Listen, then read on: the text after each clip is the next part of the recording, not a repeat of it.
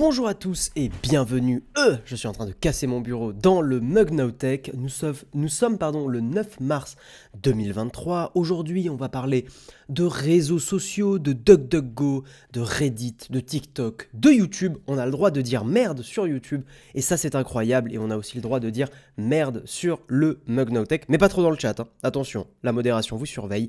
Bref, je vous propose qu'on attaque tout de suite, c'est parti.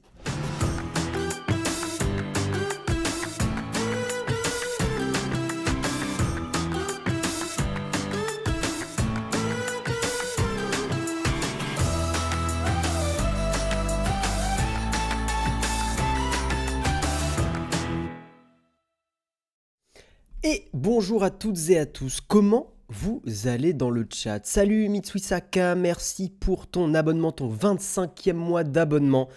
Merci à toi, c'est plus de l'amour, c'est de la rage, comme dirait un grand homme bien sûr. Salut Poppy, salut Eliav, salut Philrine, on a le droit de dire gâteau? On a le droit de dire gâteau. J'ai pas la ref. Salut Flonflon, comment tu vas mon cher Flonflon? Salut Arukarisu, Mackay84, bonjour à toutes et à tous. J'espère que vous allez bien. J'espère que vous êtes un peu plus réveillés que moi, hein, bien sûr. Vous avez vu? J'ai remis le feu de cheminée. Il est un peu intense celui-là. Hein. Celui-là, il balance un petit peu là. Hein, petit craquement dans... J'entends les petits craquements du feu. C'est pas désagréable ça. Pour le coup, c'est vraiment pas désagréable. Est-ce que je ne vais pas m'endormir avec le feu derrière? Je ne sais pas. Est-ce qu'on a le droit de répondre feur à quoi? Oh non, pitié. Ah non, sinon on va tomber comme dans le stream d'Antoine Daniel, ça va être terrible. Et on va avoir la maladie du coiffeur, qui est absolument... qui est du niveau de la maternelle, hein. On peut quand même se le dire entre nous, hein. Je ne sais pas ce que vous en pensez. Voilà. Une grande annonce à vous faire. Je vais le faire en début de stream et surtout en fin de stream, on va en reparler. Mais vous l'avez vu, on l'a annoncé sur Twitter et sur Instagram. Nous serons au Battle for... Salut Bastille, comment tu vas? Et justement, ben voilà, Bastille arrive. Hein, et il y a eu aussi Flonflon. Et les deux ne seront pas les seuls. Nous serons... Mesdames et messieurs, tintin, au Battle for... bon, ma caméra qui cache le logo. Mais c'est pas grave, faites comme si vous voyiez le logo en entier. Nowtech sera au Battle for, en sachant que ça sera donc les casters principaux, les présentateurs principaux seront donc Jérôme et moi au Battle for. Parce que Marion n'était pas spécialement intéressée par l'événement. Ce n'est pas une volonté d'enlever les femmes dans la tech, hein, voilà, je vous vois déjà les méchants commentaires du chat. Non, pas du tout. Non, Marion, ça l'intéressait pas forcément. Par contre, donc à cet événement, il y aura plein de surprises. Notamment, et je vais spoiler un petit peu, notamment, si pas de maladie, pas de Covid, pas de machin, pas de truc... Karina et Léo, donc notre Léo à nous, nous ferons le plaisir de venir à l'événement à certains moments. Voilà, on n'a pas du tout défini les moments où ils viendront. Mais oui, tout à fait, Grolm, c'est un événement... Alors, je vais expliquer un peu l'événement. Le Battle for est un événement caritatif qui s'apparente énormément au Z-Event. Ça parlera peut-être à plus de monde. On va dire que c'est des personnes qui ont beaucoup aimé le format du Z-Event, qui se sont dit que ça pourrait être cool de le lancer avec d'autres associations, des associations qui leur tiennent peut-être plus à cœur. Donc là, c'est la 2e édition. D'ailleurs, on fait un gros bisou à Flonflon parce que c'est lui qui nous a permis d'être dans la liste des streamers. Voilà, c'est lui qui nous a permis d'avoir des invitations. Et donc, c'est un événement qui va se dérouler du 21 au 23 avril. Donc, ça commence le vendredi 21 avril à 18 h. Donc on va récolter des dons grâce à vous, mesdames et messieurs, pour Handicap International et Premier de Cordée. Donc le thème globalement c'est les handicaps visibles et invisibles, comme ils nous l'ont expliqué. Donc handicap visible, bah voilà, vous voyez très bien ce que ça peut être. Hein. Handicap invisible, par contre, c'est tout ce qui va toucher à la santé mentale, notamment. Donc en gros, on va récolter des dons pour faire avancer ces causes-là. Donc ça va être trop bien. Et nous ferons en fin d'émission, la tartine de cette émission sera ensemble, on va bosser ensemble. Et ouais, je vais vous faire bosser dans le chat. On va bosser ensemble sur les donation goals, parce que si vous connaissez pas le principe de ces événements caritatifs, c'est que en fonction des dons qui sont faits, nous, les streamers, on va avoir des gages. Voilà, on va avoir des donation goals. En français, on pourrait appeler ça des gages. Donc, en atteignant certaines sommes, nous allons devoir faire des choses. Par exemple, alors ça c'est un travail, on essaiera d'avoir des idées en fin d'émission ensemble si vous avez des idées, mais par exemple si on atteint 800 € de dons, je dois écrire un morceau de musique avec ChatGPT, je dois le jouer au ukulélé et Flonflon va me juger. Si on atteint 1500 € de dons, on doit faire un Twitch achat sur un produit naze. Donc en gros on va aller voir les autres streamers et on essaye de leur vendre des produits complètement nuls, etc. etc. Voilà un petit peu l'événement. Le but, c'est de passer un bon moment. Il y aura bien sûr des animations pour parler des causes et pour parler des associations handicap international et premier de cordée. Mais voilà, donc ça va être un gros événement. Ça va être du stream quasi non-stop pendant plus de 2 jours. On fera évidemment des pauses, hein, vous vous en doutez. Mais voilà, et l'organisation est aux petits oignons. L'équipe qui organise sont complètement... Enfin, ils sont tous adorables. Donc voilà, et ça sera streamé sur notre chaîne, en effet. Donc nous, on sera des streamers qui seront plutôt, évidemment, nous on essaiera de partager un peu des choses de la tech. Je peux déjà quand même dire qu'il y aura 2 mugs. Il y aura un mug le samedi et un mug le dimanche. On essaiera d'avoir d'autres streamers s'ils sont pas trop KO. Voilà, donc on fera l'actu tech, mais en essayant de rigoler. Enfin, le but de l'événement, c'est de rigoler. Le but de l'événement...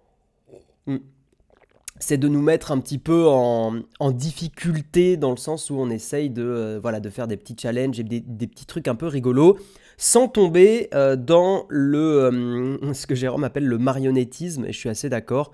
On ne va pas non plus se mettre à walper. Enfin, vous voyez ce que je veux dire, c'est que le but c'est de faire des gages rigolos et bon enfant.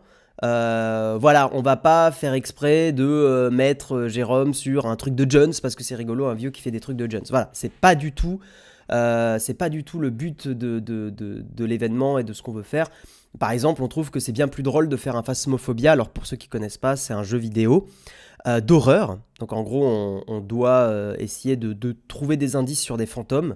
C'est un jeu qui fait hyper peur. Moi, par exemple, je suis très peureux sur des jeux comme ça. Enfin, je supporte pas les jeux comme ça. Donc voilà. Salut Neru, Neru, putain, je dis Neru en japonais. Je suis vraiment un otaku, c'est terrible. Salut Neru, comment tu vas? Donc, et on prend le lundi après l'événement. Voilà. Donc désolé, je passe quelques minutes sur ça. Je sais qu'il y a des gens qui aiment bien quand on va directement parler de tech. Mais c'est un gros événement pour nous et on est super content d'y participer. Et il y aura plein de streamers et streameuses que vous connaissez, parce que ça je ne l'ai pas dit, mais c'est un événement qui essaie au maximum d'avoir de l'inclusivité et d'avoir autant d'hommes que de femmes, d'avoir des streamers qui sont en présentiel et des streamers en distanciel, etc., etc. Donc c'est plutôt... les gens, c'est nul les gages respectueux, c'est comme les brocolis. Mais non, mais pas du tout. On peut totalement rire en faisant des gages qui sont rigolos. Je pense qu'il n'y a pas besoin... il n'y a pas besoin de... Comment dire de faire des trucs horribles ou dégradants. Voilà, c'est ça. Le mot que je cherche, c'est dégradant. Le but, c'est que ça soit pas dégradant. Et ça sera sur notre chaîne, et ça sera aussi sur, effectivement, la chaîne du Battlefort, Battlefort-du-bas TV. Voilà.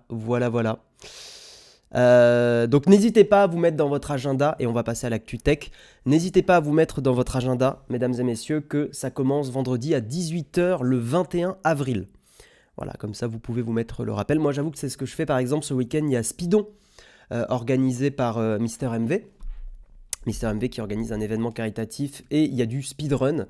Moi je me mets mes petits rappels dans mon agenda pour me dire que l'événement commence, quand il y a des sessions que j'ai envie de voir. Voilà, en sachant qu'on essaiera de faire un petit planning pour que si des trucs vous donnent plus envie, on essaiera de vous donner un petit planning Notamment par exemple sur les animations, on a envie de faire des animations jeux de société, jeux vidéo, relancer World of Warcraft, peut-être montage de Lego, essayer de ne pas rire, parce que Jérôme se prétend invincible, donc j'ai hâte de voir ça. Des anecdotes de tournage aussi, etc. etc. quoi. Donc ça va être très, très rigolo. Et les brocolis, c'est bon. Bien cuisiné, c'est bon les brocolis. Bien cuisiné. Salut Nicolas Sympa. Et on streamera, ça commence vendredi 21 avril à 18h, si je dis pas de bêtises. Voilà. De toute façon, moi ce que je vous invite à faire, c'est de suivre le Twitter de Battle4 ou le Instagram, en gros les réseaux sociaux un petit peu, ou nos réseaux sociaux. Voilà, allez suivre nos réseaux sociaux pour aller suivre tout ça. On va attaquer, mesdames et messieurs, dans l'actualité tech. Je vous propose qu'on lance le kawa tout de suite. On va rentrer dans le vif du sujet. Et donc, fin d'émission, à partir de 9h15, ouais, 9h15, on va bosser un petit peu ensemble, justement, les donation goals pour essayer. Si vous avez des idées un peu rigolotes de donation goals, on le fera en fin d'émission. Voilà, c'est parti pour le kawa.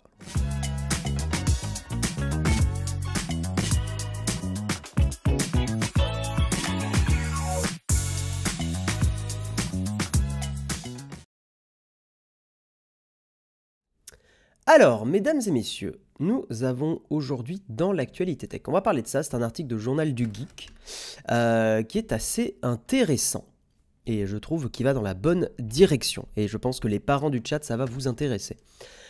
L'Assemblée vient d'adopter à l'unanimité la notion de vie privée pour les mineurs et plusieurs choses s'apprêtent à changer. La vie privée des enfants ne dépend plus uniquement du bon vouloir de leurs parents. Après avoir questionné la responsabilité des GAFAM en termes de protection des mineurs en ligne, les députés ont adopté lundi de nouvelles mesures pour protéger l'intimité des enfants en ligne, mais aussi leur surexposition aux écrans avant l'âge de 6 ans. Adoptée lundi en première lecture à l'unanimité, la proposition de loi sur le droit à l'image des mineurs, portée par le député macroniste Bruno Studer, doit désormais être examinée par le Sénat dans les semaines à venir. Concrètement, la loi vise à protéger les enfants de la surexposition dont ils font parfois l'objet sur les réseaux sociaux. Qu'il s'agisse de certains influenceurs ou d'internautes lambda, l'objectif est d'encadrer juridiquement les parents en les responsabilisant une bonne fois pour toutes sur le droit à l'image de leurs enfants. Je cite, « Les parents ne disposent pas, il doit y avoir une coquille, d'un droit absolu sur l'image de leurs enfants », a martelé Bruno Studer pendant son plaidoyer à l'Assemblée. Il faut dire que le constat est plus alarmant qu'il n'y paraît. En moyenne, un enfant apparaît sur 1300 photographies publiées en ligne avant l'âge de 13 ans. C'est beaucoup, oui c'est vrai que c'est beaucoup.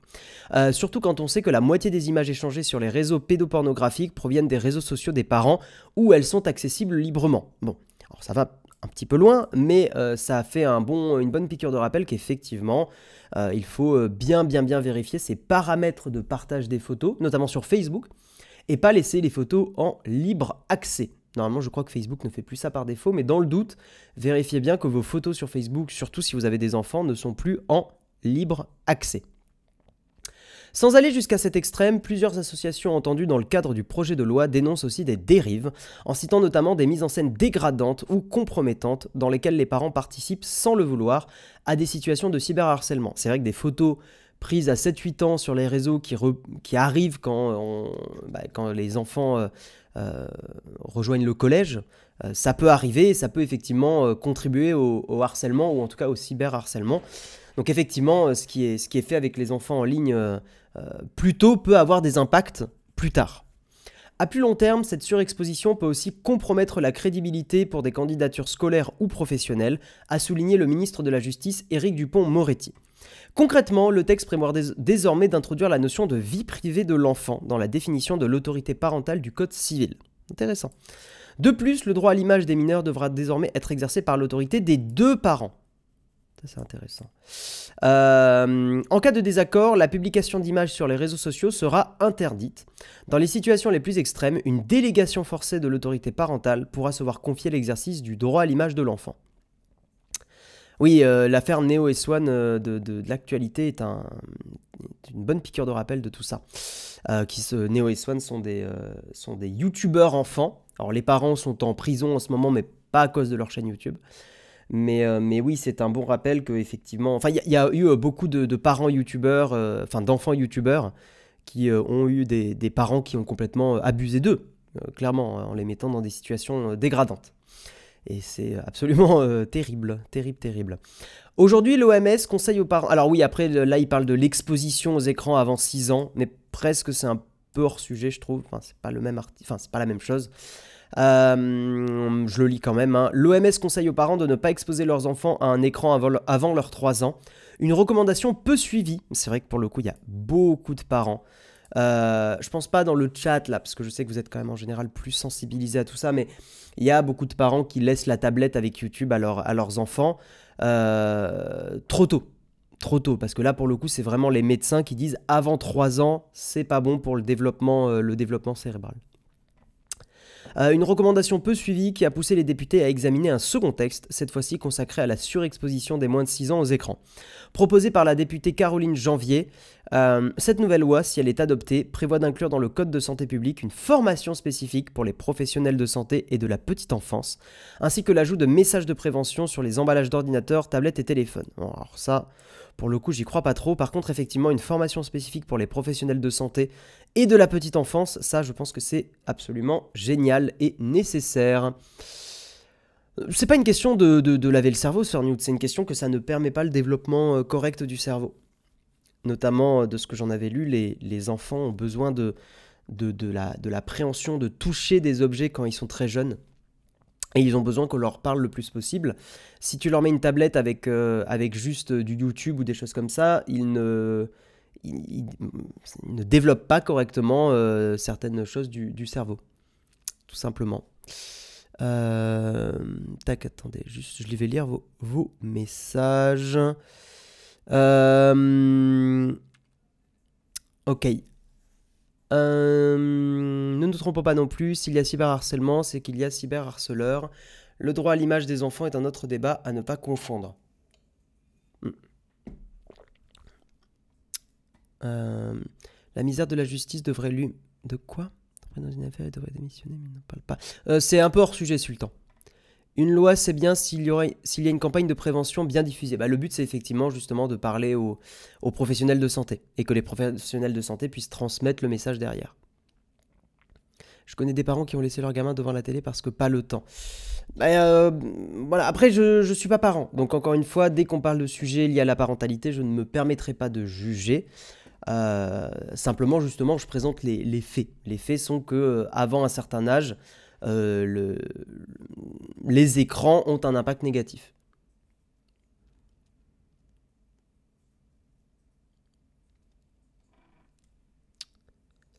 Je continue de lire vos messages.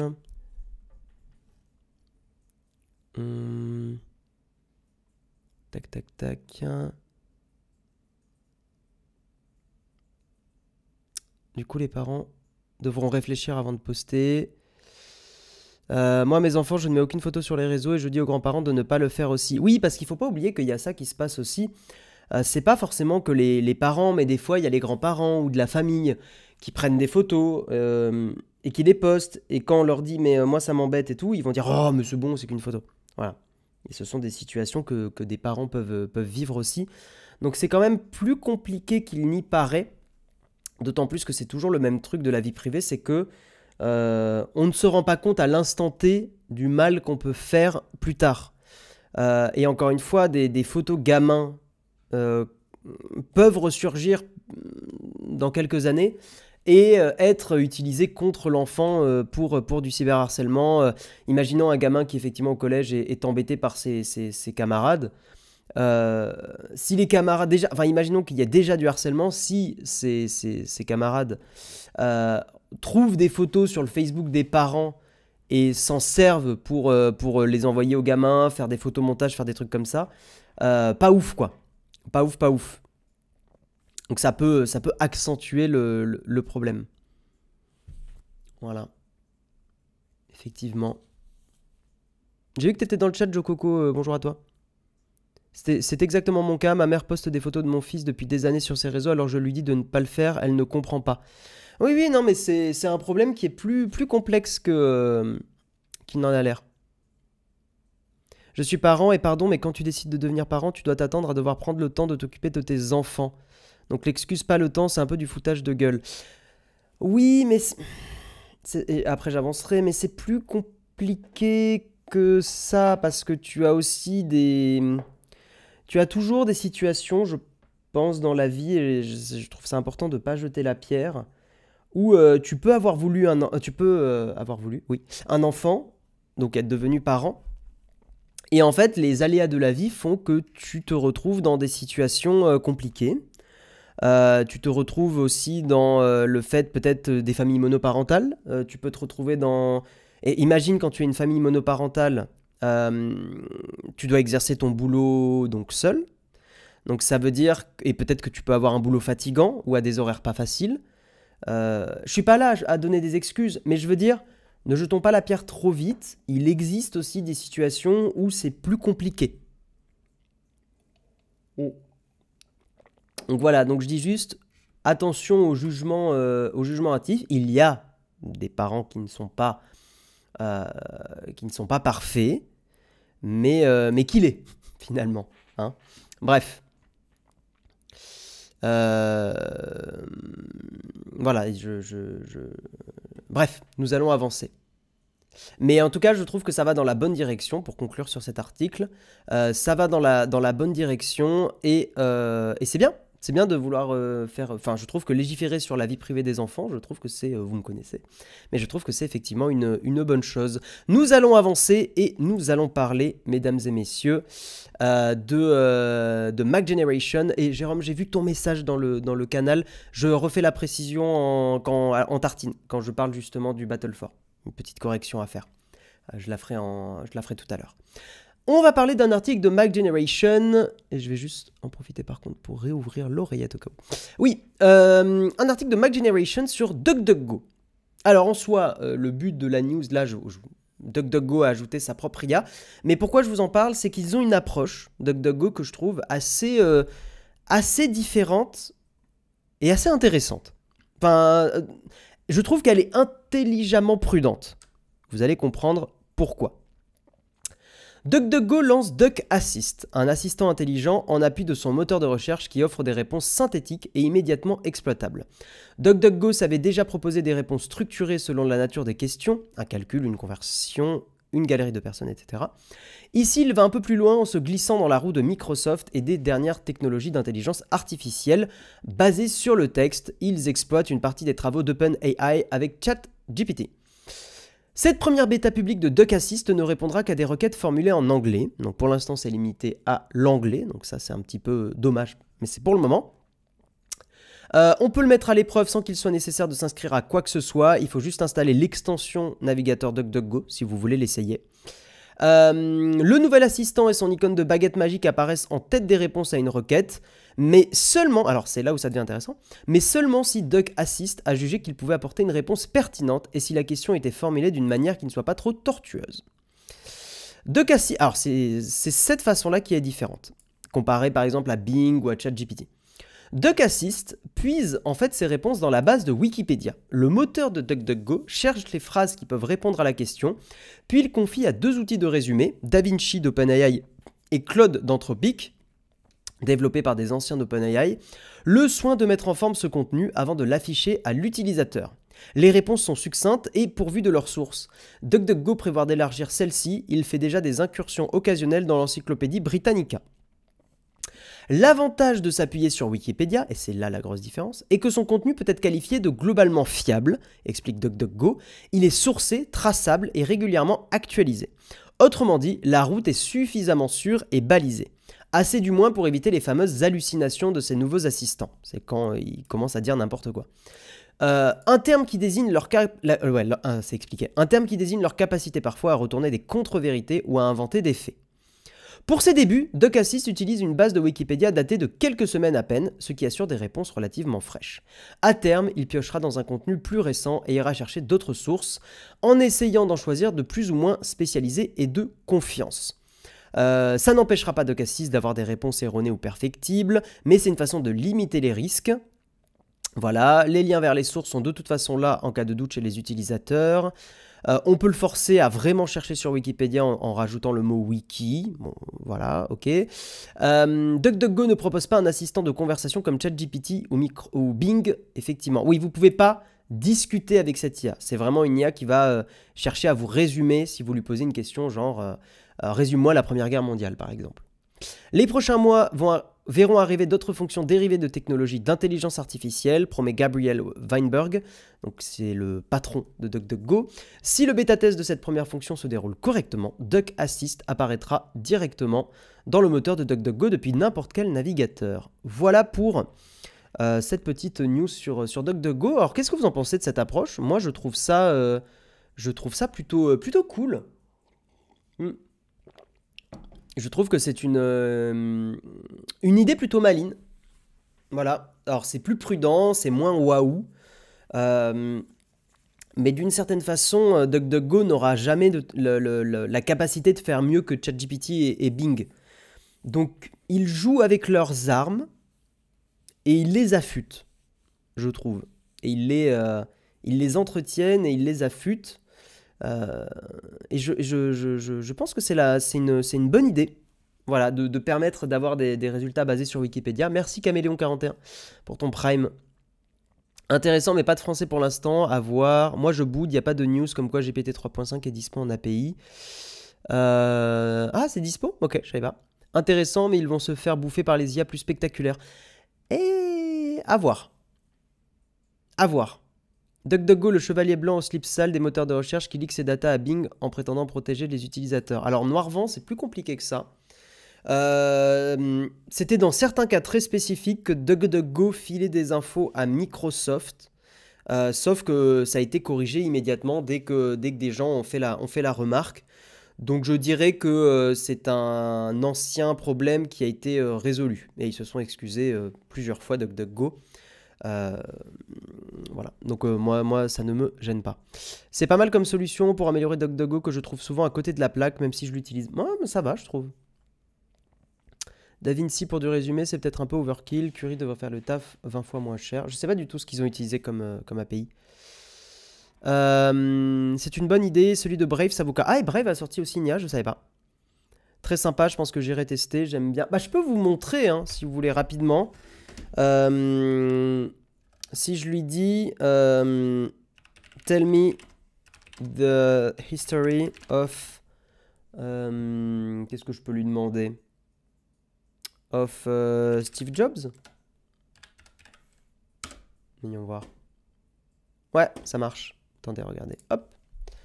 Tell me the history of Steve Jobs. I can check to see if Wikipedia has relevant info on this topic. Donc je peux cliquer sur Ask.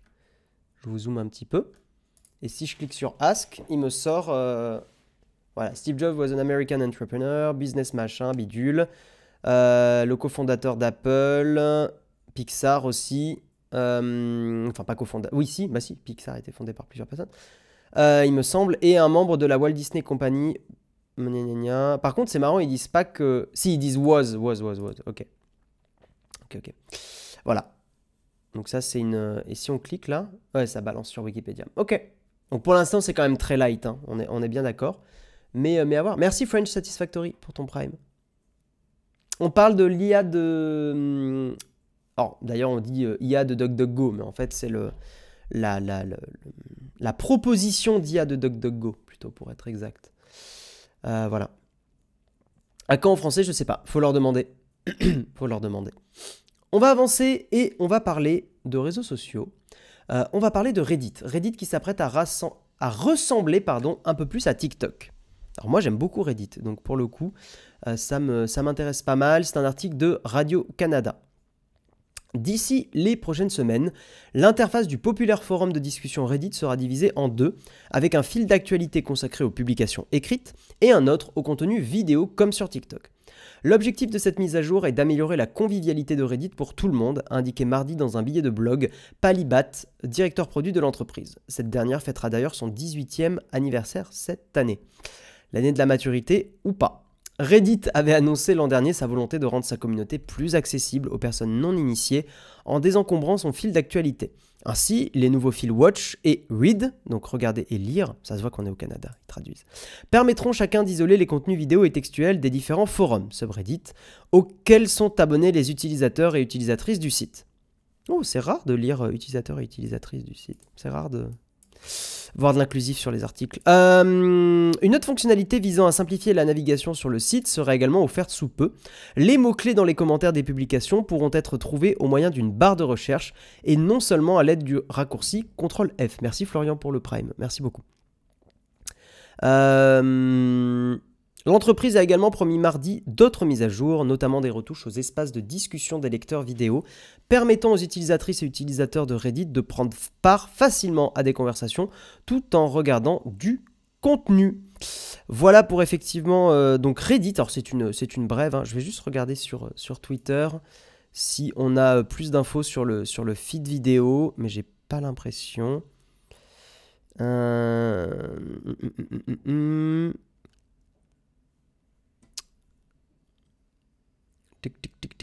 Tic. Non, je vois pas de... Non, ok.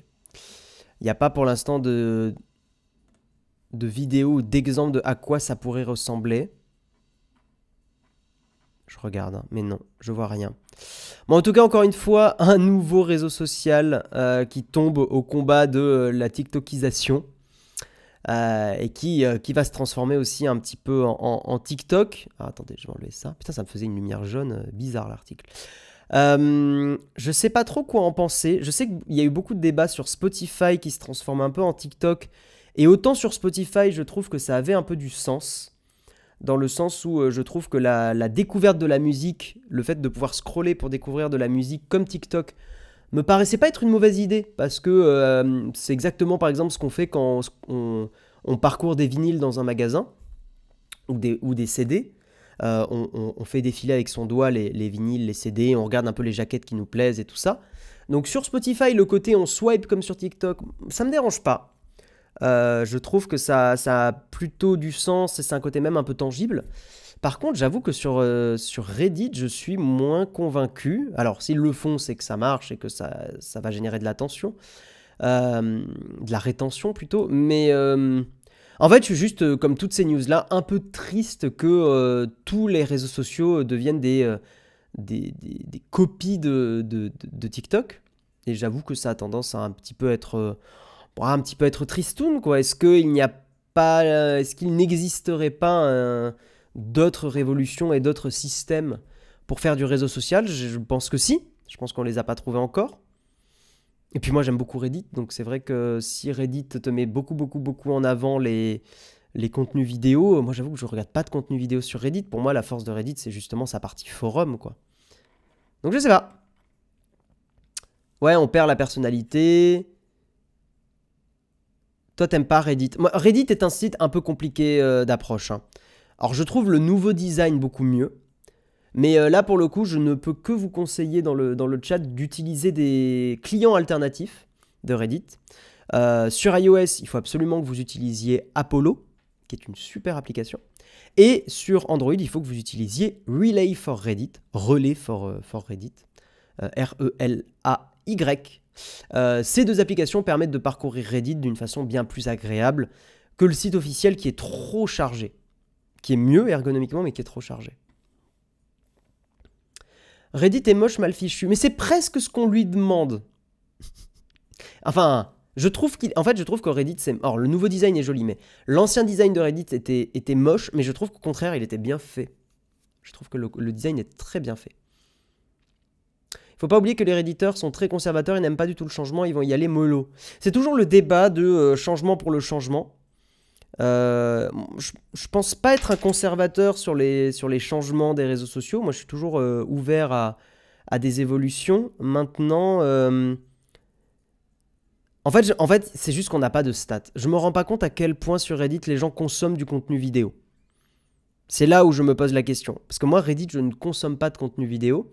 Mais en fait, si une majorité de gens vont sur Reddit pour consommer du GIF et de la vidéo, si plus de gens font ça, Reddit a tout intérêt à faire un système à la TikTok où on peut leur faire découvrir des contenus, quoi. Mais Reddit n'est pas revenu à l'ancienne interface, Olivier, ici, hein. Tu vas sur Reddit, tu as la nouvelle interface. Je sais pas où tu as vu que l'ancienne interface est revenue. Elle n'est pas revenue, l'ancienne interface. Elle y est. Et moi, pour le coup, je préfère la nouvelle interface. Mais par contre, faut un bloqueur de publicité, sinon c'est l'enfer.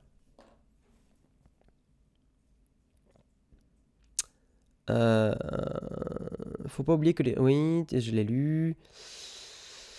Je trouve qu'avec cette uniformisation, les plateformes perdent leur personnalité. Reddit, j'ai du mal aussi. Tu peux suivre les commentaires et les réponses que si t'es dev. C'est pas ergonomique pour les normies.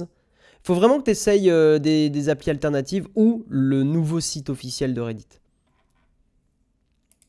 J'adore Reddit, mais j'ai mis du temps à m'y habituer. Ouais, en fait, c'est vraiment... Il y a une approche de Reddit qui est compliquée. C'est pour ça que beaucoup de... Bah, typiquement, pour le coup, beaucoup de gens ont râlé sur la nouvelle interface. Moi, je la trouve beaucoup mieux que l'ancienne. Beaucoup de gens sont là, gna gna gna gna, j'utilise l'ancienne parce que c'est beaucoup mieux. Non, l'ancienne est vraiment Web 2000. L'ancienne est vraiment Web 2000. Elle fait le taf, hein, elle est très efficace, mais elle méritait un refresh. Et le refresh est bien. Par contre, le problème, c'est que le site en devient, je trouve, lent à charger et bardé de pubs. Voilà. Voilà. Et, mais je vous invite quand même à découvrir Reddit. Hein, je trouve que c'est un des meilleurs réseaux sociaux et je fais beaucoup de veille informatique dessus. J'ai découvert énormément d'astuces pour téléphone, beaucoup d'applis et beaucoup de guides pour faire plein de trucs. Par exemple, en ce moment, j'utilise beaucoup mon Steam Deck pour jouer. Et mon Steam Deck, typiquement, j'ai vu beaucoup de choses alors, sur YouTube, mais beaucoup sur Reddit aussi. Beaucoup. Et nous allons avancer. Un article de Numérama. Et merde, YouTube change à nouveau ses règles sur la vulgarité. Alors, qu'est-ce qu'il se passe à nouveau chez YouTube? C'est compliqué en ce moment. La plateforme YouTube a annoncé de nouvelles règles concernant l'utilisation d'insultes et de propos vulgaires dans les vidéos des créateurs. Elles sont censées être plus permissives, mais certaines décisions interrogent. Voilà des mois que les youtubeurs français attendaient des nouvelles de la part de la plateforme, c'est désormais chose faite. Le 7 mars 2023, Romain Cabrolier, chargé des partenariats avec les créateurs français de YouTube, a annoncé sur Twitter une mise à jour importante des règles concernant la vulgarité. Ce changement survient des mois après l'arrivée d'une nouvelle règle sur la plateforme qui limitait ou supprimait la monétisation des vidéos si elles contenaient des propos vulgaires ou des insultes pendant les premières secondes. Une annonce qui avait pris les créateurs de court. Pourquoi les premières secondes? J'imagine que pour pas que les annonceurs, donc les pubs, soient associés à des insultes. C'est-à-dire qu'imaginez vous avez une pub Coca et la vidéo d'un youtubeur démarre et il dit salut bande de sacs à foutre. La marque Coca n'a pas envie d'être associée à ce genre d'insultes.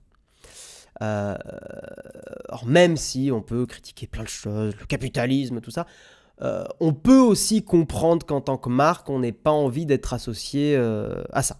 Ça peut s'entendre. Une annonce qui avait pris les créateurs de court et qui avait surtout entraîné beaucoup d'incompréhension et la colère de certains youtubeurs ayant perdu des revenus avec ce changement.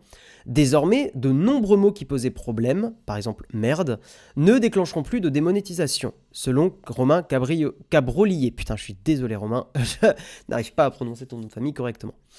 Concrètement, les nouvelles règles indiquent que l'usage de mots vulgaires modérés sera éligible à la monétisation, continue Romain Cabrolier. Pour les autres mots très grossiers, la fenêtre d'analyse en début de vidéo sera réduite aux 7 premières secondes versus les 15 premières secondes. YouTube considère dorénavant que certains termes sont moins graves et peuvent donc être monétisés, et que les termes les plus graves ne sont pénalisants que pendant une plus petite période. Alors, mais vous verrez qu'il y a quand même des choses qui vont pas, je trouve. On trouve un peu plus de précision sur ce qui constitue des mots vulgaires, modérés notamment. Ainsi, les termes salope, con, connard et merde sont considérés comme étant plutôt vulgaires. Le mot putain est quant à lui considéré comme très vulgaire. Ce qui est un problème en France. Parce que le mot putain, en fait, il a un peu deux sens. Il a le sens une putain, qui est un mot extrêmement vulgaire pour dire une prostituée, qui est un mot horrible, ou alors la ponctuation, notamment du Sud, le putain con, hein, voilà. Et c'est vrai qu'en français, en anglais, pour le coup, la traduction qui serait bitch n'est pas la même chose, je trouve. Ouais, en français, vraiment, putain peut avoir deux sens, et peut avoir notamment un sens qui est vraiment un sens de ponctuation, quoi. Donc c'est... Ou même en fait, juste, c'est un... Putain, ça peut être juste un merde, quoi. Genre, oh, putain, aujourd'hui, mon bus, il est pas passé à l'heure. Enfin, c'est un truc qu'on peut dire, et qui est pas dans le discours, qui n'est pas violent, quoi. C'est vraiment ce côté un peu ponctuation de la phrase. Donc compliqué. La décision de YouTube peut paraître étonnante à première vue. Putain est un terme très souvent utilisé par les Françaises et Français, tellement qu'il en perd sa signification première et son aspect insultant envers les femmes. Ouais, voilà, tout à fait. Salope, au contraire, est toujours utilisé pour dénigrer et sexualiser les femmes au quotidien. Et c'est vrai que voilà, vous voyez, salope selon Google est moins violent que putain. Alors que je pense qu'on sera d'accord dans le chat pour dire que quand tu utilises le mot salope, c'est souvent, même quasi tout le temps violent, alors que putain peut vraiment être une interjection, quoi, juste une ponctuation.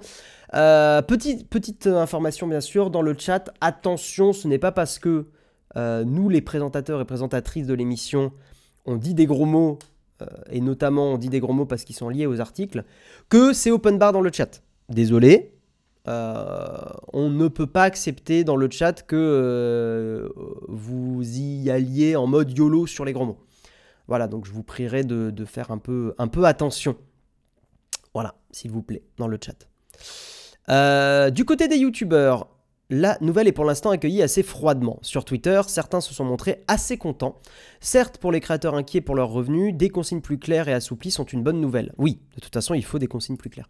Mais il reste cependant de nombreux problèmes. La mesure est toujours rétroactive, ce qui implique que les vidéos publiées avant la mise en place de cette règle sont toujours encadrées par cette dernière. Enfin, outre le fait que le terme salope soit considéré comme étant peu vulgaire, aucune liste complète incluant toutes les insultes et leur classification a été diffusée. De quoi encore donner du fil à retordre aux créateurs. Ouais, ça va être compliqué toute cette histoire. Voilà. Alors je ne suis pas d'accord pour les nouvelles règles. Autant bloquer tous les gros mots. Non mais tu te rends bien compte que si tu bloques tous les gros mots, tu crées un enfer sur Terre. Hein? Je vais tendre la réflexion. Faudrait en profiter pour réfléchir à trouver d'autres gros mots qui ne regardent pas les femmes. Oui, tout à fait, FRChess. Mais c'est un peu un autre débat, mais oui. Le salope est vraiment un terme pour abaisser et sexy. C'est normal qu'il soit modéré. Le putain, cela dépend un peu du contexte. Bah c'est... Oui, mais c'est ce qu'on dit, Iflin. Tu te rends bien compte, là, c'est ce que j'explique, c'est que dans la hiérarchie Google, le mot salope est moins violent que le mot putain. Ce qui n'est pas... je vous le remontre, hein, ce qui n'est pas normal. Les contenus, regarde, ces contenus ici, en bas de ce tableau, ces contenus ne peuvent pas générer de revenus publicitaires, langage très vulgaire comme putain. Ces contenus ne peuvent générer que des revenus publicitaires limités ou aucun revenu. Attends. Oui, pardon. Ces contenus peuvent générer des revenus publicitaires, donc tout en haut du tableau. Et là, on voit que langage plutôt vulgaire tel que salope, con, connard et merde, utilisé fréquemment dans la vidéo, c'est OK. C'est OK. Et je me demande si ce n'est pas dû au fait que salope, en anglais, se traduit par bitch, et que bitch est aussi une ponctuation dans le langage en anglais. Je me demande s'il n'y a pas de ça.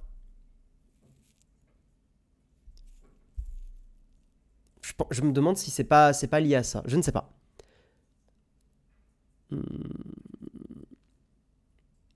Faudrait peut-être arrêter de ponctuer ces phrases d'insultes. Oui, mais tu peux pas empêcher des êtres humains d'utiliser ces mots-là, quoi. Au bout d'un moment, ça... Encore une fois, tout est une question d'intention derrière les mots.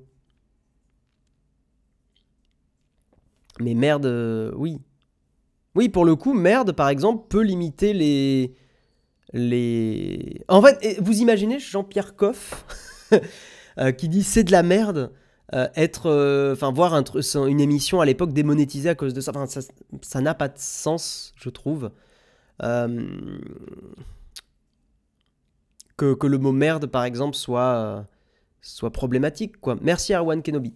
Mais là, encore une fois, c'est aussi lié aux annonceurs, c'est aussi lié au fait que des annonceurs ne veulent pas être associés à ce genre de mots, donc bon.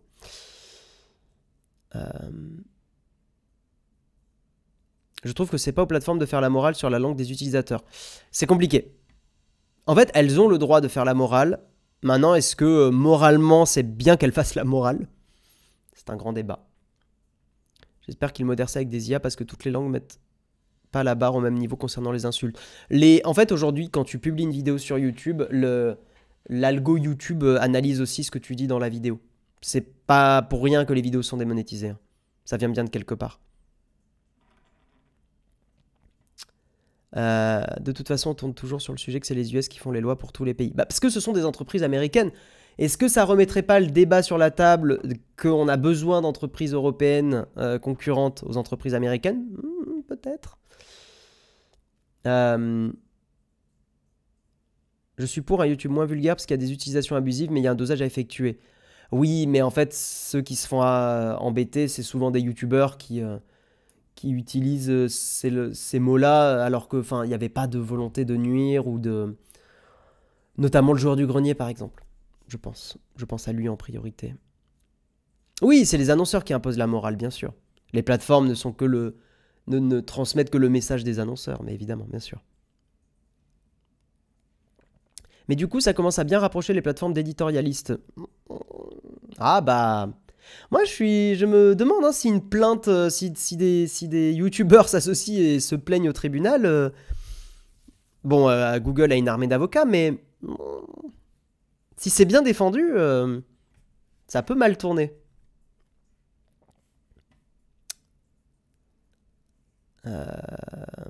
Bref, allez, on va avancer. Il est 8h47. Nous allons parler d'une petite brève intéressante. Donc c'est un article de Presse Citron. Je vais juste boire un petit coup d'eau. Vous pourrez bientôt vous débarrasser de l'application Messenger. C'est un grand 180 degrés là. Facebook teste la réintégration de la messagerie sur son réseau social pour ne plus vous obliger à installer Messenger. Donc, vous ne serez plus obligé d'installer l'application Messenger pour envoyer des messages privés à vos amis. Alors que cette application est aujourd'hui nécessaire pour discuter en privé, la fonctionnalité de messagerie sera bientôt réintégrée à l'application Facebook. Dans un billet de blog, Meta annonce qu'il est en train de tester ce changement et celui-ci sera accessible à plus de personnes dans le temps.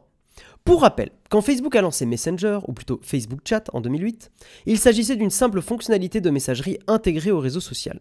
L'application mobile Messenger a été lancée en 2011, puis en 2014, les utilisateurs de Facebook ont été obligés d'installer cette appli Messenger sur leur smartphone. Ouais, je ne sais pas si vous en rappelez. C'était extrêmement chiant. Allez hop, petit gros mot là, let's go. Aujourd'hui, Facebook fait un rétropédalage. Nous testons la possibilité pour les gens d'accéder à leur boîte de réception Messenger dans l'application Facebook et vous nous verrez bientôt étendre ces tests. Pourquoi ? Ben oui, pourquoi Facebook revient en arrière ? Apparemment, cela fait partie de la nouvelle stratégie de Facebook qui fait aujourd'hui face à la concurrence de TikTok. En fait, ce qu'on comprend, c'est qu'a priori, Facebook veut centraliser tout dans une seule appli pour qu'on puisse se partager des contenus facilement et sans sortir de l'appli Facebook. J'imagine qu'avec des statistiques, Facebook a dû se rendre compte que forcer l'appli Messenger pour discuter faisait perdre du partage de vidéos et du partage de contenu. C'est très certainement quelque chose comme ça. Le réseau social de Mark Zuckerberg mise énormément sur ses Reels, ainsi que sur la recommandation de contenu par IA. Ils vont afficher des contenus recommandés par l'intelligence artificielle. Ok, et d'après l'entreprise, lorsqu'un utilisateur trouve un contenu recommandé par l'IA intéressant, il pourra plus facilement partager ce contenu en privé, sans basculer d'une application à une autre. C'est exactement ça. Nous voulons qu'il soit facile et pratique pour les gens de se connecter et de partager, que ce soit dans l'application Messenger ou directement sur Facebook. Bref, c'est un peu agaçant de lire tout ça, hein, mais bref. Dans son annonce, Facebook assure également que contrairement à ce qu'il se dit, le réseau social n'est pas mort et n'est pas en train de mourir. Au mois de février, celui-ci a franchi la barre des 2 milliards d'utilisateurs actifs par jour. Cependant, à l'avenir, Facebook va miser plus sur l'intelligence artificielle. Il y a eu un changement au cours des 2 dernières années, les gens venant davantage sur Facebook pour se divertir, découvrir quelque chose de nouveau ou voir ce qui se passe dans le monde. Ces nouvelles raisons expliquent pourquoi nous investissons dans la découverte basée sur l'IA. La croissance de son format Reels pour rivaliser avec TikTok est aussi importante. Aujourd'hui, ce format fait plus de 140 milliards de vues par jour sur Facebook et Instagram. Et c'est vrai que moi, pour le coup, alors c'est une expérience qui ne vaut pas forcément grand-chose, mais dans le bus, je vois énormément de personnes, parce que je prends assez régulièrement le bus à Paris, je vois énormément de personnes utiliser Facebook et d'utiliser le flux d'actualité Facebook, regarder des Reels, etc., etc. C'est vraiment un truc que je vois beaucoup et pareil de ma petite analyse, je vois beaucoup ça chez des personnes qui ont au moins la trentaine. Voilà. Donc ça vaut pas grand-chose à une expérience personnelle, hein, statistiquement, c'est anecdotique. Mais effectivement, ouais, Facebook est encore très très utilisé. Et bon, bah, c'est bon à prendre aussi hein, que Messenger soit refusionné à nouveau à l'application Facebook de base. Pourquoi pas? Pourquoi pas? Même si on voit que le principal moteur de ça, c'est d'accaparer encore plus l'attention des utilisateurs. Bon, hein, voilà. Voilà. Je vais vous lire un petit peu dans le chat. Tu espionnes donc les gens dans le bus. Et oui, je suis un vilain malfrat qui passe son temps à regarder les autres. Putain, terrible. Aïe, aïe, aïe. C'est vrai que c'est une bonne idée car quand tu vas sur Messenger, perso, je retourne pas sur Facebook après. Ouais, il y a sûrement de ça. Ils doivent avoir les stats, hein, c'est vraiment pour ça. Les gens avaient réagi de quelle manière quand Facebook a créé Messenger en 2014? C'était l'enfer. Tout le monde se plaignait.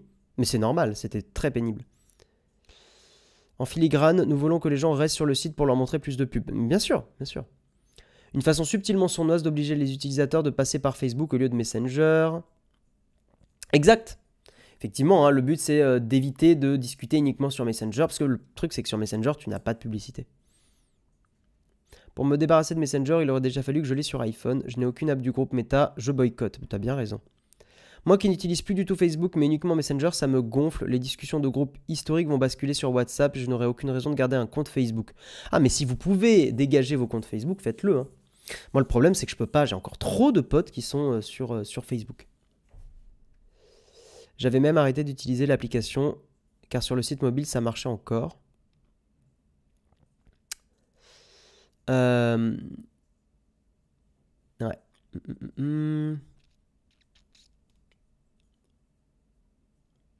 En fait, c'est l'inverse. Actuellement, on n'est pas obligé d'installer Facebook pour accéder à Messenger. Mais tu peux installer les deux... Oui, c'est ça. Mais de toute façon, tu peux installer les deux applis indépendamment. Tu peux avoir soit l'une, soit l'autre. Par contre, effectivement, si tu n'as que Facebook, tu ne peux pas discuter. Effectivement. Déjà que l'appli Facebook est lourde, elle va peser une tonne avec Messenger intégré. Ouais. Pareil, tous mes potes sur Messenger, pas facile de leur demander de changer. Après, il y en a beaucoup sur Discord, c'est pas Signal, mais c'est moins pire. Bah, en fait, Discord, Discord n'a pas encore de vrai business model. Ils ont des abonnements, des machins et tout, mais globalement, Discord, pour l'instant, n'a pas vraiment dit ce qu'il faisait des données. Donc, statu quo, tout ce que je te dirais, c'est comme un peu partout, ne mets pas d'infos trop personnelles sur Discord.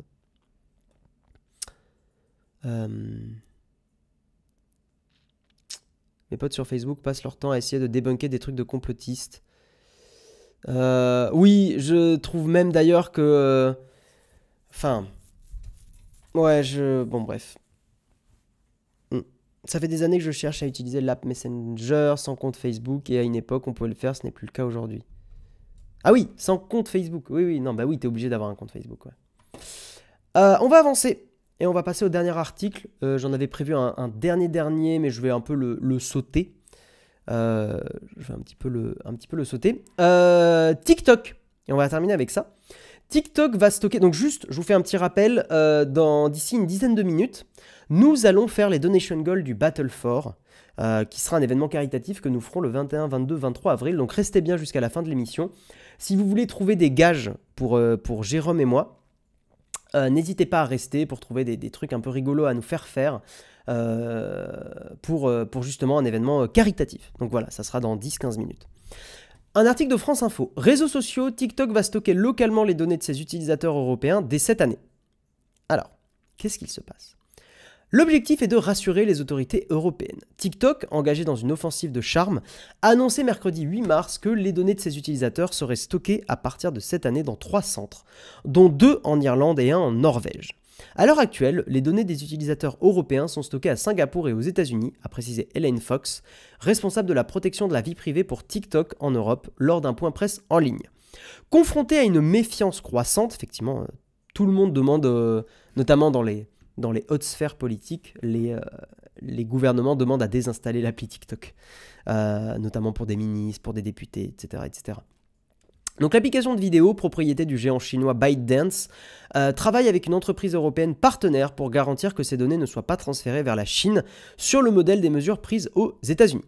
Ce projet baptisé Clover, d'un montant de 1,2 milliard d'euros et entamé il y a 6 mois, permettra aussi de restreindre l'accès des employés de TikTok aux données, a affirmé Théo Bertram, vice-président chargé des politiques publiques en Europe. De la même façon que nous avons procédé aux États-Unis, nous allons construire un environnement sécurisé autour de ces données pour empêcher l'accès depuis l'extérieur de la région. L'un des responsables mondiaux du réseau social, Eirik Andersen, conseiller général de ByteDance, est en tournée en Europe cette semaine pour répondre aux critiques. Il s'est entretenu avec des responsables politiques à Bruxelles, Londres, Paris et doit se rendre à La Haye, aux Pays-Bas. TikTok tente d'apaiser les craintes des Européens et des Américains, dont plusieurs gouvernements et institutions tels que la Commission et le Parlement européen ont interdit l'application sur les téléphones professionnels de leurs fonctionnaires.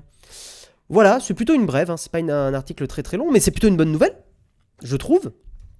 Je trouve qu'effectivement, la pression mondiale autour de TikTok fait qu'effectivement, TikTok va avoir des données localisées en Europe et c'est très bien pour la vie privée de tout le monde, quoi. Alors, ça ne va pas garantir plus que ça, hein, les données ne vont pas être chiffrées, enfin voilà, on est loin d'un modèle à la Proton Mail, par exemple, mais ça va dans le bon sens. Je suis quand même plutôt content que des données utilisées en Europe soient stockées en Europe, point. Plutôt que ça parte aux États-Unis ou en Chine, on ne sait pas trop où. Là, c'est bien. C'est plutôt bien. Voilà, plutôt une bonne nouvelle. Il y a quoi comme info confidentielle dans TikTok? Il y a énorme... Tout ce que tu vas regarder, liker, c'est ultra confidentiel. C'est ultra privé. Je trouve que tout ce que tu regardes sur une appli comme TikTok relève de ta vie privée, même extrêmement intime. Et je parle pas de trucs de sexuels ou de machins comme ça. Je parle vraiment de ce que vous regardez sur TikTok en dit énormément sur vous et c'est très très très très personnel. Oui, le fait que vous regardiez des recettes de cuisine, le fait que vous regardiez des astuces iPhone et de la vie privée, c'est une partie de votre intimité. C'est une partie de votre intimité qui doit être protégée. Ça ne doit pas partir en Chine ou aux États-Unis. À des fins notamment marketing, publicitaires, mais on ne sait jamais comment les données peuvent être utilisées aussi. C'est hyper personnel. Votre âge aussi, effectivement, vos habitudes, le fait que vous utilisiez TikTok à certains horaires de la journée. Si vous utilisez TikTok tous les jours régulièrement vers 18h, ça dit des choses, etc., etc. Mais si on s'en fiche, tu voudrais d'un TikTok payant. Je ne vais pas refaire le débat de la vie privée. Tout ce que je peux te dire, Rezzo, c'est que... est-ce que je voudrais d'un TikTok payant? Moi, je fais partie des gens qui, oui, diraient, je te répondrais oui, mais ça serait un peu provoque. Mais en fait, c'est pas que tu t'en fiches. C'est que tu n'en as pas conscience, ce qui n'est pas pareil. Et je trouve que le parallèle qui fonctionne bien, c'est la liberté d'expression. On va dire 99% des Français n'ont pas besoin de la liberté d'expression parce que ce qu'on dit au quotidien n'est pas forcément très, très particulier. Mais par contre, il y a des jours où si par exemple tu te lances en politique ou tu te lances dans certains débats ou machin, la liberté d'expression va devenir super importante. C'est la même chose avec la vie privée. La vie privée, tu n'en as pas besoin un instant T. Mais par contre, dans le futur, le fait que ta vie privée ait été respectée, tu en auras besoin. Voilà, parce que, encore une fois, tes données médicales, ça peut être... je t'invite à aller voir, Rezzo, la vidéo qu'on a sortie sur pourquoi ce gif est dangereux, qui est une des récentes vidéos de la chaîne, où j'en parle. Voilà. Le problème, c'est qu'à force de tout devoir payer, on ne pourra plus rien payer. Je te retournerai le truc. Je te dirai, est-ce qu'on ne s'est pas habitué à du gratuit qui n'est pas vraiment du gratuit? C'est plutôt ça la question. C'est pas que là, tu vas devoir te remettre à payer des trucs. C'est qu'on t'a donné l'illusion du gratuit. C'est que pendant des années, on t'a dit, regarde, Facebook, c'est gratuit. Gling, gling, gling, c'est gratuit. Ce n'est pas gratuit. Vous payez avec votre intimité. Vous payez avec vos données. Et aujourd'hui, c'est pas que certains s'en fichent, c'est que pour l'instant, ça ne vous touche pas. Ce qui n'est pas pareil. Des choses ne vous touchent pas aujourd'hui, mais peuvent vous impacter plus tard. C'est tout. Voilà. Voilou. Donc dans tous les cas, pour résumer, pour finir là-dessus, je suis très content que les données sur TikTok soient stockées en Europe Et ça devrait être obligatoire, je trouve. Oui, j'ai vu 2 fois, mais je veux dire, on peut imaginer un monde internet où tout est payant. Le tout gratuit n'était... En fait, c'est ce que je viens de dire. On n'était pas dans un monde gratuit. C'est ça la... Merci Baron Maroutan pour ton gentil message. En fait, c'est ce qui m'agace avec ces réseaux sociaux, c'est que j'en veux beaucoup à Google, à Facebook, etc., de vous avoir vendu du gratuit qui n'est pas du gratuit. Ça m'agace beaucoup. Parce qu'aujourd'hui, les gens sont agacés de se dire qu'on va devoir revenir à du payant. Mais en fait, on était déjà à du payant. C'est juste que vous ne payez pas avec de l'argent sur votre compte en banque. Mais tout est payant. En tout cas, à ces échelles-là de réseaux sociaux, tout est payant. Je parle, si on ne va pas partir sur le débat de l'open source et tout ça. Vous payez déjà. C'est ça qu'il faut comprendre. Vous payez. Rien n'était gratuit. Voilà. C'était l'illusion du gratuit.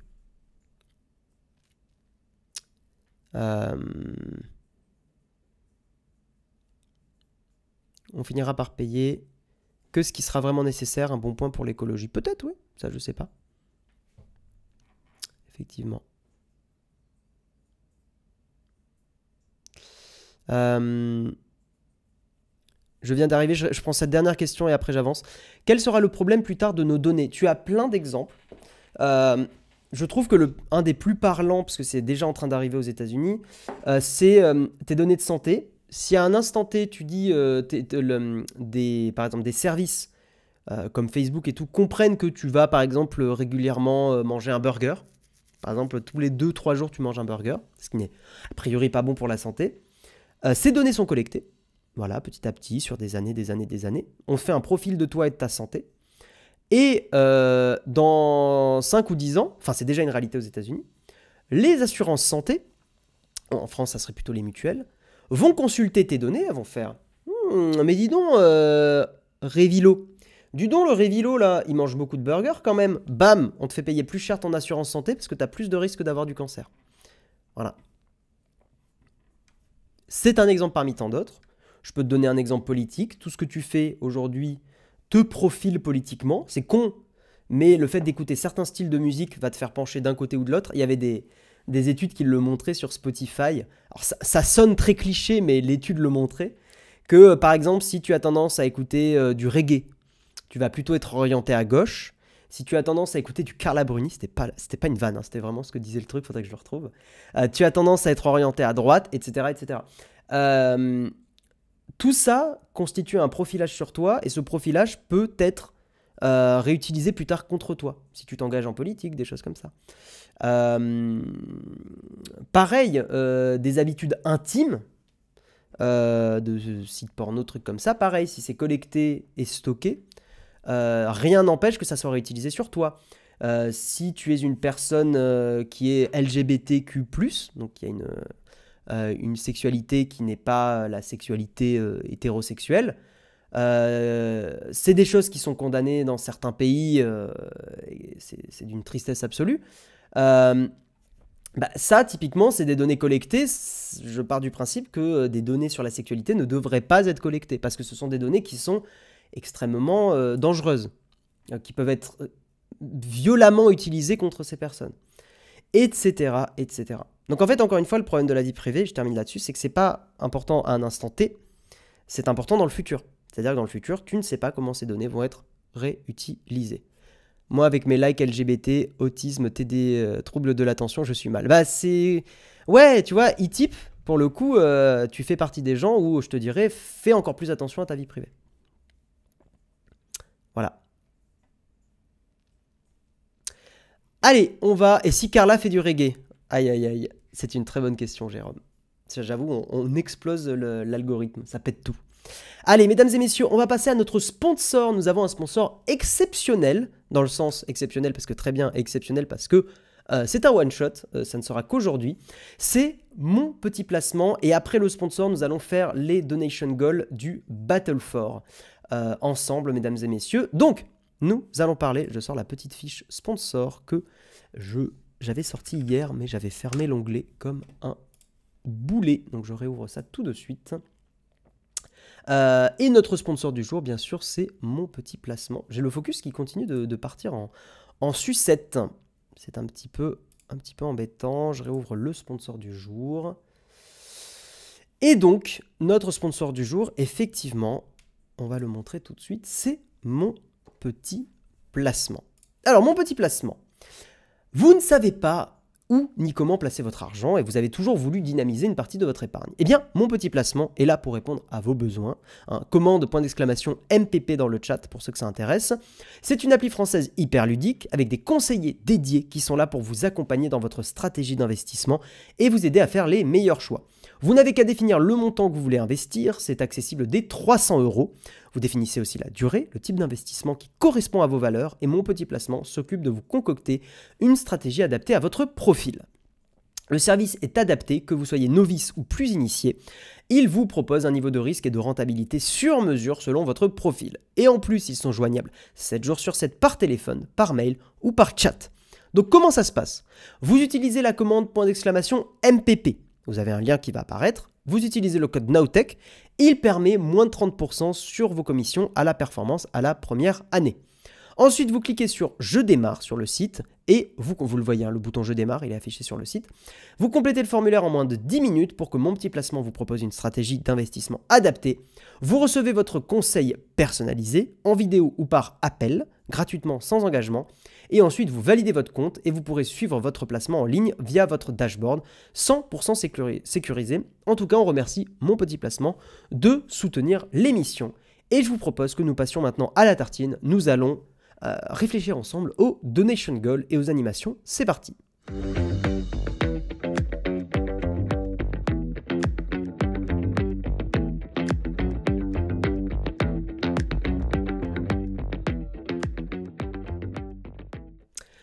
Donc rappel, nous serons avec NOWTECH, donc Jérôme et moi, au Battle for. Le Battle for, c'est un événement caritatif, un événement où cette année, on va défendre justement Handicap International et Premier de Cordée. On va récolter des dons pour ces deux très chouettes associations. Petit erratum, en début d'émission, j'ai dit que Marion n'avait pas prévu de venir dans l'émission. C'est un petit erratum que je fais. C'est juste petite confusion parce que j'ai pas inscrit Marion à la sécurité. Bah bref, voilà, donc petite confusion dans ma tête, je m'en excuse. Marion va aussi faire une apparition pour venir justement nous voir et défendre Handicap International et Premier de Cordée. Donc Marion fera une intervention et des apparitions comme Karina et comme Léo aussi. Donc c'est cool parce qu'on va aussi pouvoir montrer que voilà, on est une vraie équipe, on est plusieurs. Et c'est aussi une partie de notre différence à NOWTECH. C'est un sacré challenge, mais c'est une partie de notre différence. Et donc, comment se déroule l'émission pour ceux qui n'étaient pas là au tout début? Comment se déroule, l'événement? On va streamer du vendredi 21 avril à partir de 18 h jusqu'au 23 avril, dimanche, minuit. Donc ça va être un stream complètement non-stop pendant un peu plus de 2 jours. Nous, on fera des pauses avec Jérôme, bien sûr. Enfin voilà, on ne sera pas H24 sur l'émission. Notamment, il n'est pas impossible qu'à partir de 3-4 heures du mat, on aille un petit peu dodo. Enfin voilà. Donc ça sera un événement assez intense, mais assez rigolo. Et comment ça fonctionne? Pour inciter les gens à faire des dons, je rappelle bien sûr qu'il n'y a aucune obligation à faire des dons. On ne vous mettra jamais la pression là-dessus. On vous dira jamais faites des dons sinon vous êtes une mauvaise personne. Non, c'est pas du tout l'objectif. Si vous en avez la capacité et si ce sont des associations que vous aimez, voilà, vous n'hésitez pas à donner. Donc on en parlera justement pendant ce week-end-là. Et on va dire un moyen de rendre ça un peu rigolo et de vous inciter à faire des dons. C'est justement, je suis en train d'être complètement brûlé par le soleil. Alors attendez, je vais éteindre un petit peu la light. Voilà, ça va aider à ce que je sois un peu moins cramé. Pour vous aider à faire ça, justement, il y a ce qu'on appelle des donation goals. À partir de certaines étapes d'une certaine somme, ça débloque des challenges qu'on va faire avec Jérôme et moi. Éventuellement Léo, Karina ou Marion. Donc voilà, je voulais qu'on réfléchisse ensemble, je voulais déjà vous représenter l'événement. N'hésitez pas à aller sur Twitter pour aller le partager, aller partager notre annonce. C'est un événement aussi qui sera mixte, on sera normalement à peu près moitié homme-femme. Donc ça, c'est quand même très très très chouette. Il y aura aussi des interventions avec des personnes, des associations.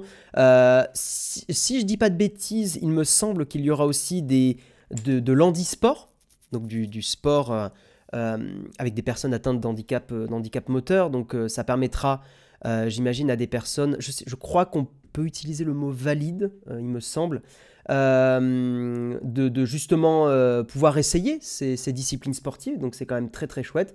Je m'en excuse hein, si j'utilise pas les mots parfaitement corrects, c'est pas une mauvaise volonté de ma part, je suis pas forcément 100% à jour sur ça. Et donc, je vous propose, donc si vous avez des idées dans le chat, c'est votre moment. Si vous avez des idées de défis et donc de donation goal qu'on peut faire avec Jérôme, n'hésitez pas à proposer des choses en rappelant que le but n'est pas que ça soit dégradant. Donc on va pas se mettre en slip pour faire justement voilà, on va pas faire les marionnettes quoi. Non, au contraire, le but c'est justement de faire des trucs un peu rigolos, notamment pour vous dire un petit peu, je vais vous lire dans le chat, donc n'hésitez pas à proposer des idées, en sachant que ça doit être des trucs quand même qui nous mettent un peu en difficulté sans avoir ce côté marionnette un petit peu trop gênante. Et donc pour vous donner des idées, on va avoir par exemple designer un mug le plus moche possible en référence à l'émission, et l'idée c'est de l'utiliser dans l'émission après. On commande la casquette la plus moche possible et je devrais la porter, notamment dans un mug. On raconte des anecdotes de tournage, des anecdotes qui nous... voilà, des pires anecdotes. On génère des images paria et on les met sur Twitter. Attendez, j'ouvre un truc là, voilà. Twitch Achat sur un produit naze, vous vous rappelez du Twitch Achat, l'émission, on était Jérôme et moi, et on parlait de produits qu'on aimait bien, mais des fois on avait des produits qui étaient nuls. Eh bien on va aller essayer de vendre des produits nuls à d'autres streamers, donc c'est cool, ça va nous permettre de rencontrer un peu d'autres personnes. Moi c'est un truc que je m'étais engagé à le faire si on faisait un événement caritatif, faire une séance de sport Apple Fitness, donc ça je m'y engage, c'est un truc que j'ai envie de faire. Voilà, je ferai une séance de sport Apple Fitness de 20 ou 30 minutes. Voilà. Effectivement, Jérôme le précise dans le chat, il a bien raison. C'est consultatif. Ce que vous allez dire n'est pas... on va pas prendre forcément ce que vous allez dire. Voilà, on peut se refuser une idée, bien sûr. Et je le rappelle aussi, le but n'est pas de faire de l'agisme. Donc on va pas faire des trucs... où Jérôme doit se mettre en Jones parce que c'est rigolo que Jérôme fasse le Jones. Non, c'est pas le but. Encore une fois, voilà, je vous ai donné des exemples de trucs qu'on aime bien. Moi, je dois jouer au ukulélé des morceaux, je dois faire une séance de sport. Jérôme, par exemple, va jouer à Phasmophobia en VR, des trucs comme ça. Petite faute d'orthographe, on génère la pire image de nous pariant. On la met, c'est quoi? C'est la met, c'est ça? C'est on la met? Je sais plus. Alors, je vous lis un petit peu. Guillaume remet son sapin de Noël cet été. Ouais. Remettre son sapin de Noël en été. Je suis pas convaincu. Que Jérôme fasse en live une recette de cuisine. Alors, le seul truc, c'est qu'on ne pourra pas cuisiner durant l'événement. Et c'est vrai qu'on aimerait bien... que les donation goals puissent être faits pour la majorité. Mais je vais quand même le noter. Ça peut être un goal, ça peut être Jérôme fait un live cuisine, par exemple. Parce que c'est vrai que c'est un truc qu'il a déjà dit qu'il aimerait bien faire. Alors ça sera pas fait pendant l'event, ça par contre je le précise. Et je précise que ce qui est noté n'est pas définitif, hein, effectivement. Faire le mug sur un yacht. C'est rigolo ça, j'aime bien l'idée. On avait déjà fait un mug sur un bateau. Faire un mug sur un yacht. Mais effectivement pour le délire de louer un yacht... ok. C'est des challenges réalisés pendant l'événement uniquement. Non, justement, ça, on aimerait une majorité de goals pendant l'event, mais il peut y avoir des goals hors event. Voilà. Border un Stetson Cowboy pendant une semaine au lieu de ta casquette béret. Je vois pas ce que c'est un Stetson Cowboy. Je vois pas du tout. Attends, je vais chercher. Donc là, on se prend un quart d'heure pour... Ah oui, un chapeau de cowboy. Pourquoi pas? Écoute, je le note dans les idées. Idées d'animation. Je vais mettre... Attends, je vais rajouter une page. Je vais mettre des idées de donation goal aussi. Attends, est-ce que je peux sélectionner les deux? Oui. Je vais dupliquer et le mettre en dessous. Voilà.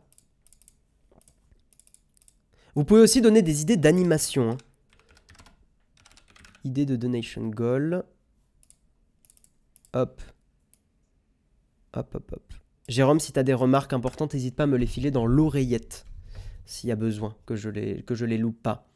Guillaume, je vais mettre Guillaume Chapeau Cowboy. Je suis pas hyper convaincu, mais pourquoi pas. Je note des trucs. Je vais louper des messages. Hein. N'hésitez pas à les remettre les messages. Spammez pas, mais juste à remettre un tout petit peu vos messages si on les a loupés.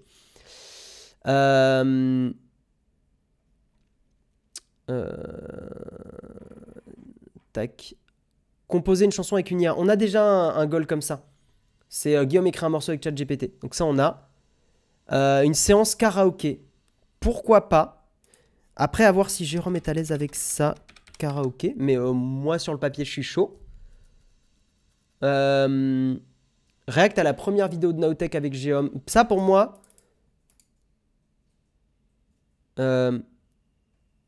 Ouais, les react, c'est là. On regarde notre première vidéo. Pour moi, c'est une animation, c'est pas un donation goal. Donation goal, il faut que ça nous mette un peu en difficulté. Regarder nos premières vidéos, pour moi, ça nous met pas en difficulté. Donc, je le mets dans les animations. Le karaoké, pour le coup, ça nous met un peu en difficulté parce qu'on chante très mal. On chante très mal. Ouais. Karapaoké. Ah, au pire, je le ferai tout seul. Essayez d'appeler Tim Cook. Non, j'ai peur que ça soit cringeouille, ça. Tourner une prochaine vidéo avec une vieille caméra ou un vieux smartphone. Le problème, c'est que là, ça va taper la prod. Je le note quand même. Tourner une vidéo avec une vieille caméra. Je pense pas qu'on partira là-dessus. Mais je note, je note, je note. Séance karaoké. Je vais mettre Flit Flonflon aussi. Pourquoi pas? Pourquoi pas? Tenir un stand de crêpes cet été en Bretagne. Si Jérôme est chaud. Tenir un stand de crêpes en Bretagne. Jérôme, je sais pas. Faire une dictée de français avec un clavier en layout Dvorak. Oh, l'enfer. Faire une vidéo test d'une N-Gage de Nokia. Ah, il faudrait la retrouver, la N-Gage. Refaire les premières vidéos à la façon du film Soyez sympa, rembobiner. Moi, j'ai pas la ref pour le coup. Le montage d'une vidéo en live avec nous pour vous guider. Vote avec des choix que l'on vous impose. Montage en live, le chat nous guide. C'est très hypothétique. Ça demanderait beaucoup d'organisation. Mais je note, je note, je note. Commenter un match. Foot, paddle ou autre. Commenter un match. Peut-être pendant l'event. Un match par exemple de handisport. Pourquoi pas? Pourquoi pas? Je remonte un peu dans vos messages. Un mois sans béret. Il y avait des gens qui disaient un mois sans casquette, ouais. Je vais le mettre. Un mois sans casquette. Par contre, je ferai pas le rasage de crâne. Ça, je tiens à le dire. Il y a des streamers qui étaient vénères là-dessus. Je suis pas chaud. Je remonte un peu. Étant donné que ça porte sur le handicap, pourquoi ne pas faire des activités en ayant des contraintes de personnes handicapées, genre les yeux bandés en n'utilisant qu'un bras? C'est une idée qu'on a, Cyril. J'ai déjà cette idée, donc merci de la redire. Mais en fait, je vais demander à l'organisation, tu vois, si ça peut pas être mal vu et tout. Enfin, je vais demander si c'est une bonne idée. Si nous, on le fait. Mais c'était une idée que j'avais, notamment jouer à un jeu vidéo à une main, par exemple. Mais tu vois, je sais pas si en disant ça, c'est un truc qui peut être mal perçu. Je m'en rends pas compte. Voilà. Mais effectivement, ça pourrait être aussi jouer à un jeu vidéo, genre au premier Mario, mais les yeux bandés. Mais je sais pas si c'est mal vu. Donc je vais le noter. Jouer au premier Mario, yeux bandés. Mais je vais vraiment mettre un mal vu. Voilà. Je sais pas du tout. Je veux pas... Voilà, le but, c'est vraiment pas d'être... de faire un truc qui puisse être mal perçu, quoi. Streamer une partie de Street Fight. Jérôme versus Guillaume, les yeux fermés. Rase la moustache et le bouc. Oh non. Ça serait... Je réfléchis, est-ce que je suis OK pour ça? Ça serait un goal très élevé. Mais je vais avoir l'air d'un enfant. Déjà que j'ai l'air d'un enfant, ça va être encore pire. Aïe, aïe, aïe.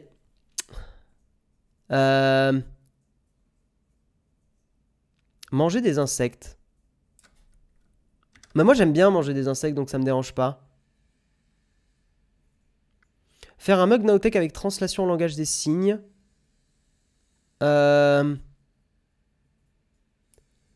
Je note. Je sais pas si niveau prod, ça va pas être compliqué. Je le mets dans l'animation plutôt. Attends. Je note, hein.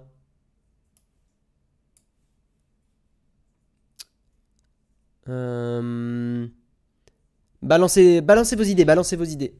Let's go, let's go. Merci, hein, d'ailleurs. Les donation goals sur le physique, c'est cringe de fou. Ça dépend. En fait, je trouve ça ok si c'est accepté par la personne. Les mugs du matin en costard cravate façon présentateur du JT des années 80.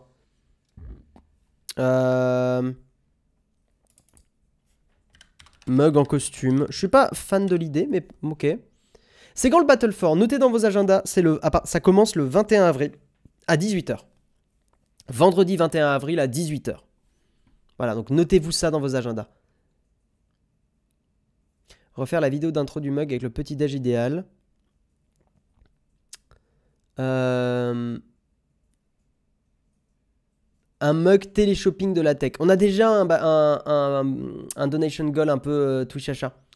Touche achat sur un produit naze, on essaye de le vendre à d'autres streamers. Oui, il y aura la rediff, bien sûr. Pour info, c'est langue des signes et pas langage. Pardon, langue des signes.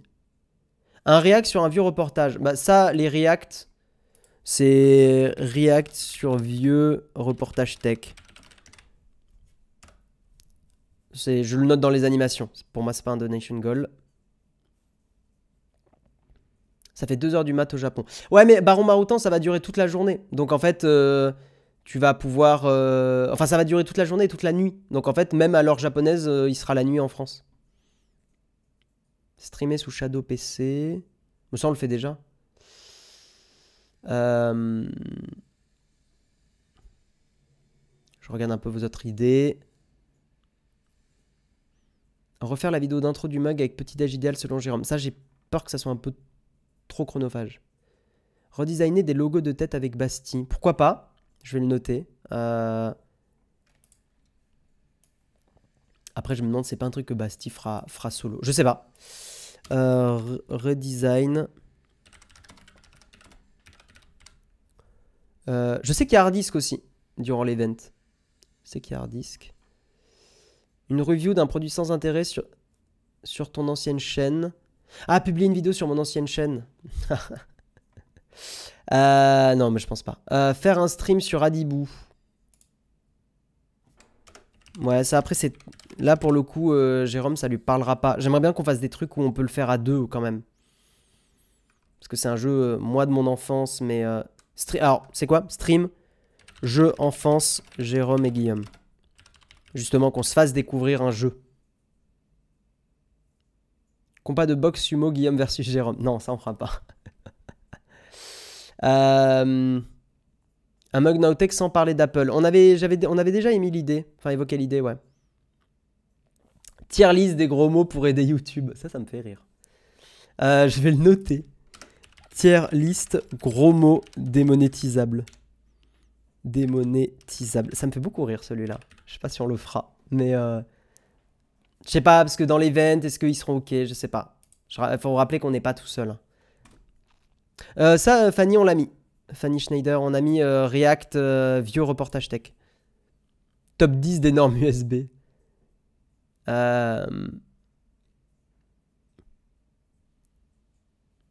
Inviter un streamer célèbre qu'on doit deviner. Ça va être compliqué, non? Faire un test de la vidéo de la console Evercade.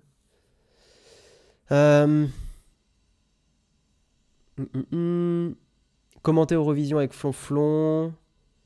Bah ça, après, je veux pas imposer des trucs à Flonflon non plus. Par contre, je sais qu'il est ok pour le truc... Guillaume écrit un morceau avec ChatGPT, Flonflon juge, là. Ça, c'est ok. Ok, bon, on a eu pas mal d'idées. Merci à tous, hein. Une autre idée, faire un mug, mais comme si vous étiez en 1995. On avait déjà fait ça au 1er avril. On avait fait un mug où on donnait des news, des vieilles news. C'était très rigolo. Putain, il y en a qui n'avaient pas aimé. Hein. Aïe, aïe, aïe. Mais c'était très rigolo. On avait fait la sortie de l'iPhone, on avait fait... j'avais bien aimé ce mug, c'était très rigolo. Voilà. Donc, on va terminer là-dessus, mesdames et messieurs. Donc, je le rappelle, les annonces sur le Battle for ont été faites sur Twitter et Instagram. N'hésitez pas à partager ça autour de vous. N'hésitez pas surtout à vous noter maintenant dans votre agenda pour le 21 avril, 18h, que le Battle for commence. Donc voilà, nous, on y sera avec Jérôme et l'équipe tout le week-end. Donc ça sera trop cool. Et donc ça sera pour récolter des dons pour Handicap International et Premier de Cordée. Il y aura plein de streamers que vous connaissez et que vous aimez bien. Il y aura une mixité, hein, autant d'hommes que de femmes à peu près. Et dans ceux que vous connaissez, il y aura Bastille, il y aura Hardisk, il y aura Flonflon, il y aura Jean Massier.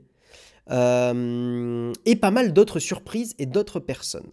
Et des gens que vous connaissez du stream game. J'ai pas la liste en tête, hein. Là je vous ai cité ceux dont je suis sûr et que je connais le mieux. Mais voilà. Donc, mesdames et messieurs, je vous propose qu'on termine le mug ici.